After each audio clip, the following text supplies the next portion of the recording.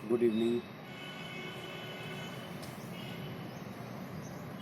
Self talk की series में आपको याद होगा हमने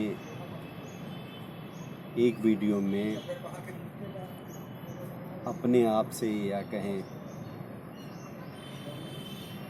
आपसे बात करते हुए मन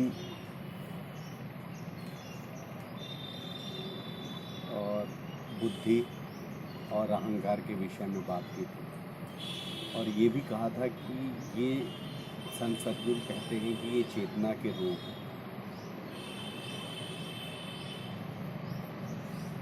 इसी विषय पे आज मैं चाहूँगा कि इन मन बुद्धि अहंकार में से मन के विषय में मैं आपसे जो मुझे समझ में आया है वो मैं आपसे शेयर करूँ। मुझे ऐसा लगता है, जहाँ तक मेरी समझ कहती है, कि जो वो भी जो समझ डेवलप हुई है सद्गुरु की संगत से हुई है, उसी समझ के माध्यम से मैं कह रहा हूँ कि जो मन है,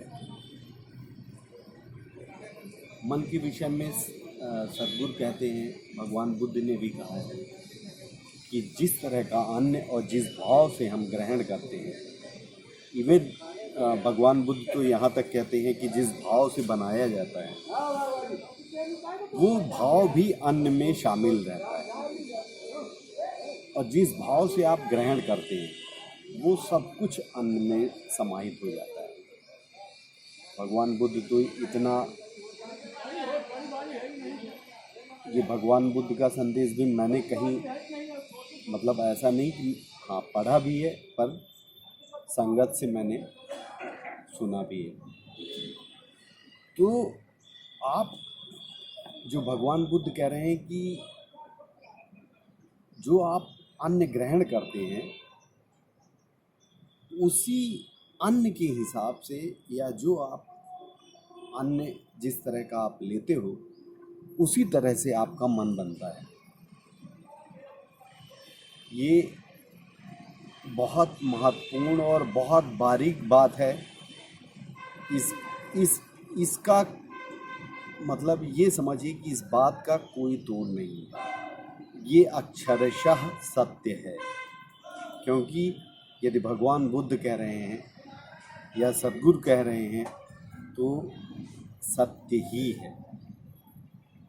अब जिस तरह का अन्न हम लेते हैं उसी तरह हमारा मन बनता है, और मन जो हमारा है वो इक्वल टू होती है श्वास की, सांस की। ये मुझे ऐसा समझ में आता है। उसकी वजह मैं आपसे शेयर करता हूँ। क्योंकि जिस तरह का मन आपका होगा, या जो आपके मन में भाव चलेंगे, या जिस तरह का भाव होगा उसी तरह की आपकी श्वास की या सांस की गति होगी। यदि आप क्रोध में हैं तो सांस की गति कुछ और होगी, यदि आप प्रेम में हैं तो कुछ और होगी, शांति में हैं तो कुछ और होगी, यदि डर में है, डर का भाव है मन में तो कुछ और होगी। आप इसको चेक कर सकते हैं। और तो जो मन बराबर श्वास या सांस हमने कहा है, तो अपने आप वो चीज़, मतलब मैं नहीं कह रहा हूँ, ये सद्गुरुओं ने कहा है, वो सिद्ध होती है। अब आ जाते हैं कि श्वास तक तो पहुँच गए। मन, श्वास, अन्न, ये तीनों एक तरह से मिले हुए। आप यूँ कह सकते हैं कि तीनों एक दूसरे से मिले हुए हैं। जिस तरह का अन्न लेते हैं उसी तरह मन बनता है, या जिस तरह का आपका मन है तो आप कह सकते हो कि उसी तरह का आप अन्न ले रहे हो।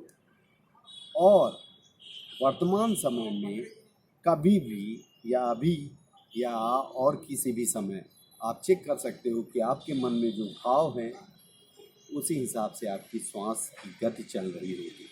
यदि आप शांत हैं तो आपकी श्वास की गति कुछ और होगी, यदि प्रेम में है तो आपकी गति कुछ और होगी, और यदि क्रोध में है तो श्वास की गति कुछ और होगी, और यदि डर है तो श्वास की गति कुछ और होगी। तो एक बात तो ये तय हो गई कि अन्न बराबर मन, मन बराबर श्वास। अब एक बात और आती है, बड़ी गहरी बात है, जो ये भी सद्गुरुओं की संगत से आती है। ऐसा नहीं कि मैं कह रहा हूँ, मुझे लगता है कि जो निश्चल मन है वो बहुत महत्वपूर्ण है, बहुत महत्वपूर्ण है, बहुत महत्वपूर्ण है।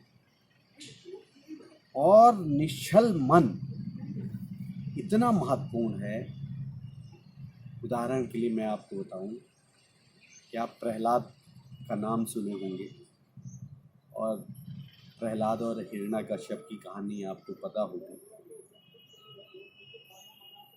किस तरह से निश्चल थे प्रहलाद, और किस तरह से उनके पिता हिरण्याकश्यप, जो स्वयंभू भगवान थे, वो ये कहते थे कि मुझे तुम भगवान कहो, और वो कहते थे नहीं, मुझे तो नहीं लगता, मुझे तो लगता है कि आपको बनाने वाला और मुझको बनाने वाला कोई और है, तो आप नहीं हो। ये ज़रूर है कि आप मेरे पिता हो, लेकिन आपका भी कोई पिता है।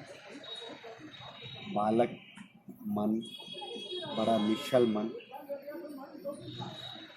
और जब निश्चल मन होता है, मुझे समझ में आता है कि वो कोई भी युग हो, आप नाम दे सकते हैं, सतयुग था, द्वापर था, त्रेता था, ये कलयुग है।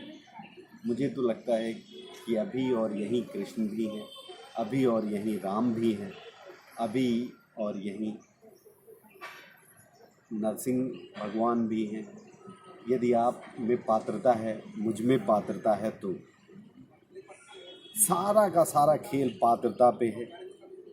मतलब जो यदि हमारा और आपका मन निश्चल है, तो कोई बड़ी बात नहीं कि हमारे सामने भगवान कृष्ण मुझको दर्शन दे दें, आपको दर्शन दे दें।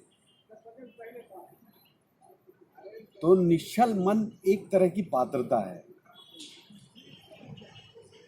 अमूमन अपन कह सकते हैं कि बच्चों में वो चीज़ होती है, और अपन सामान्य जीवन में कहते भी हैं कि बच्चे भगवान के रूप होते हैं। तो निश्चल मन बहुत महत्वपूर्ण है। मन के विषय में बात की, और जो महत्वपूर्ण बात थी आज चर्चा के लिए वो यही थी। धन्यवाद, आपने गौर से सुना। कमेंट ज़रूर करिएगा, वो हमारे लिए इनपुट्स होगा। Thank you, have a fantastic day.